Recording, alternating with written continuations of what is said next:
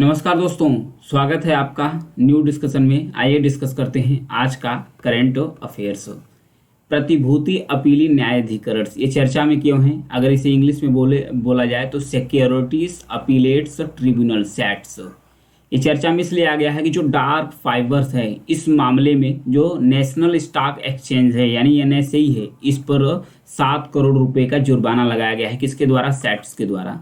Set के द्वारा जो नेशनल स्टॉक एक्सचेंज है, इस पर 7 करोड़ रुपए का जुर्माना लगा है। किस मामले में लगा है? डार्क फाइबर्स के मामले में लगा है।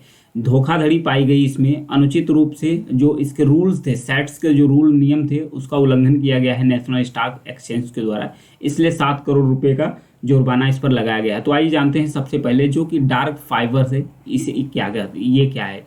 जो डार्क फाइबर है, जिसे अनलिट फाइबर के रूप में भी जानते हैं। तो लिट फाइबर क्या होता है जब इसे अनलिट फाइबर भी बोलते हैं? तो आइए जानते हैं इसके बारे में डिटेल से। यह एक फाइबर ऑप्टिकल केबल का एक बुनियादी ढांचा यानी कि जो इंफ्रास्ट्रक्चर से वो होता है। इसमें डार्क फाइबर का उपयोग कहाँ किया जाता है? जो डार्क फाइबर है, इसका उपयोग जो प्राइवेट नेटवर्किंग है, इंटरनेट एक्सेस हो गया, इंटरनेट इंफ्रास्ट्रक्चर नेटवर्किंग हो गया, इन सब सारी चीज़ों के लिए इसका इस्तेमाल किया जाता है। अगर आम तौर पे इसकी बात किया जाए तो जो दूर संचार नेटवर्क है, उसमें इस्तेमाल किया जाता है डार्क फाइबर्स का। दूर संचार नेटवर्क जैसे टावर हो गए, मोबाइल पर सिग्नल हो गया, बात करना हो गया, ये सब सारी चीज़ें डार्क फाइबर्स के अंतर्गत आ जाएगी। तो आइए जानते हैं इसे अनलिट फाइबर्स क्यों कहा जाता है और जो लिट फाइबर्स है उसे क्या कहते हैं। डार्क फाइबर्स लिट फाइबर से भिन्न है। जो लिट फाइबर्स होता है, ध्यान रखिएगा, जो लिट फाइबर्स होते हैं, तो लिट फाइबर्स में जो केबल का इस्तेमाल किया जाता है वो एक्टिव होते हैं।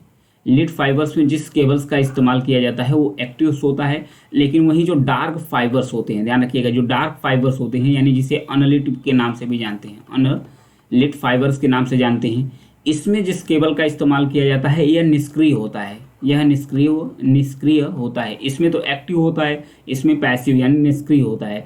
तो निष्क्रिय होने का फायदा डार्क फाइबर से यह मिलता है कि जो कोई भी जानकारी होता है इसके माध्यम से लीक नहीं करता है, यानी कि इसकी जो सप्लाई होती है वो बहुत अच्छे तरीके से पहुंचता है।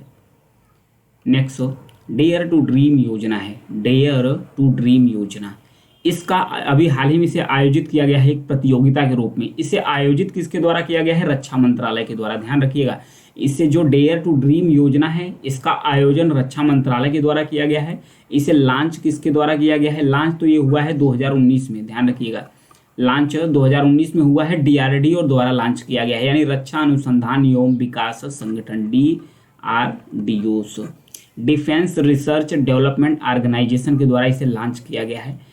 इसका काम क्या है? इस प्रतियोगिता का लक्ष्य यही है कि जो व्यक्तिगत रूप से नव प्रवर्तक हैं, इनोवेटर्स हैं, स्टार्टअप्स हैं, इनके बीच में जो भी नवाचार है, रचनात्मकता है, उनको प्रमोट्स करने के लिए डेयर टू ड्रीम प्रतियोगिता को हर साल इसे सेलिब्रेट किया जाता है। इसका आयोजन हर साल होता है।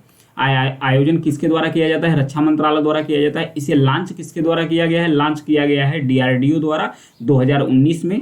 यह जो पूर्व राष्ट्रपति हैं भारत के, डॉक्टर APJ अब्दुल कलाम, इन्हीं के स्मृति में इसे लॉन्च किया गया है। इन्हीं के स्मृति यानी इन्हीं की याद में इसे लॉन्च किया गया है।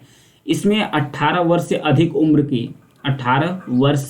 उम्र के कोई भी व्यक्ति जो भी इसमें इंटरेस्टेड है उसमें पार्टिसिपेट कर सकता है। तो आइए डेयर टू ड्रीम योजना का जो लक्ष्य है मेन इसे आयोजन करने का, इसके बारे में जान लेते हैं। जो प्रतियोगिता कराई जाती है हर वर्ष, ध्यान रखिएगा, हर वर्ष प्रतियोगिता कराई जाती है इसका आयोजन करके रक्षा मंत्रालय के द्वारा।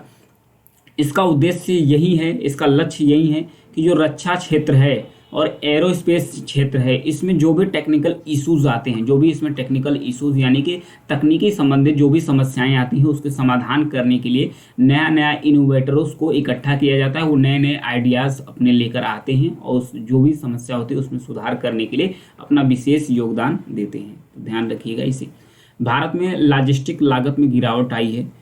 तो लॉजिस्टिक लागत क्या होता है इसके बारे में भी जानेंगे और गिरावट कितनी है इसके बारे में जानेंगे। 2021-22 में इसमें कितनी थी? 7.8% से 8.9% तक इसका कास्ट आता था, यानी लागत आती थी।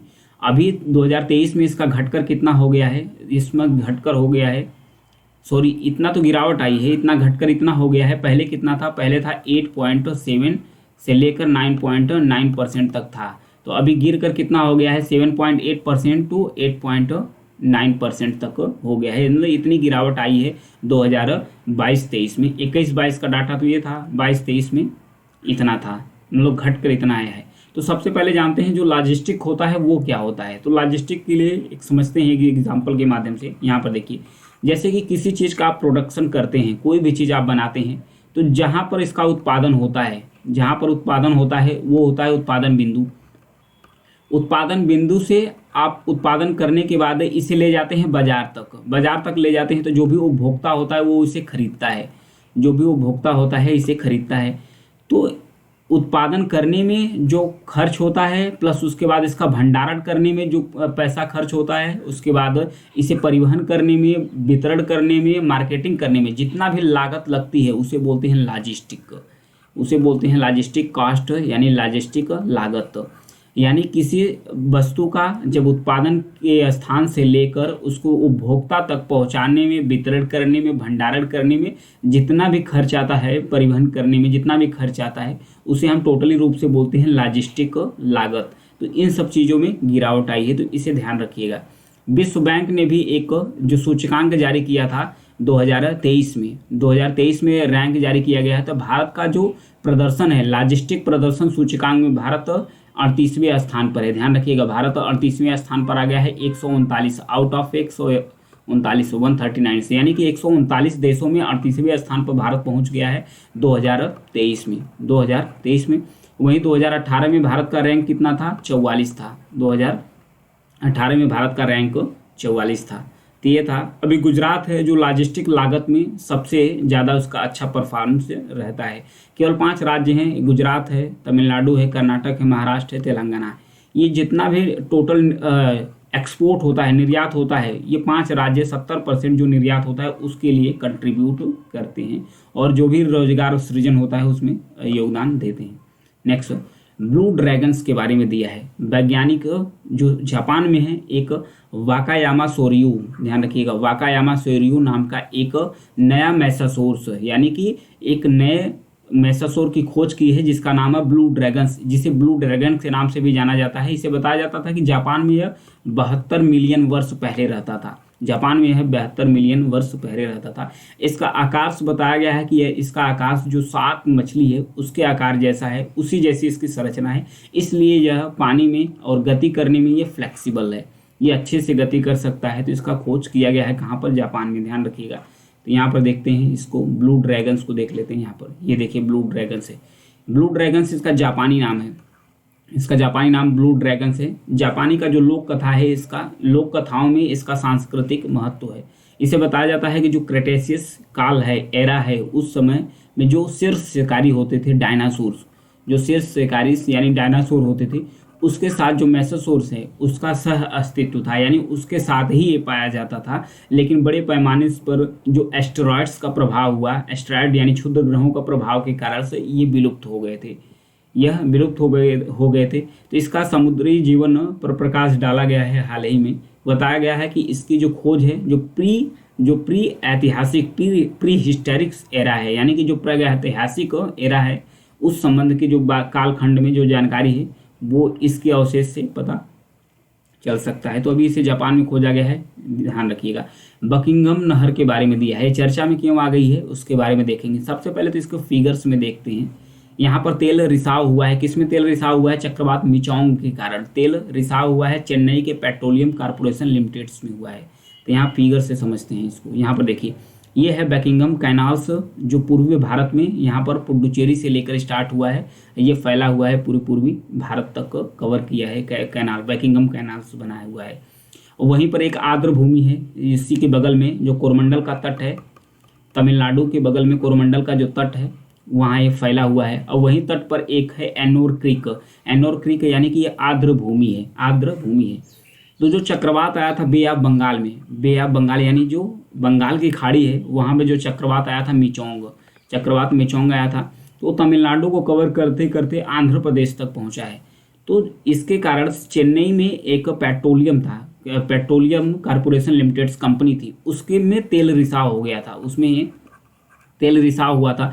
तो ये तेल रिसाव जो बकिंघम कैनाल्स यानी जो नहर है उसमें फैला है, और उसके साथ साथ जो एनोर क्रीक है यानी जो आर्द्र भूमि है इसको भी प्रदूषित किया है, तो इसलिए चर्चा में आ गया था। तो लोकेशन काफ़ी इंपॉर्टेंस है। बकिंघम कैनाल्स जो कोरमंडल तट में पुडुचेरी से लेकर पूर्वी भारत तक फैला हुआ है, और कोरमंडल तट पर ही स्थित है एनोर क्रीक जो आर्द्र भूमि है। ये तमिलनाडु और चेन्नई के तट के करीब स्थित है। तो आज के लिए इतना ही है। Thank you.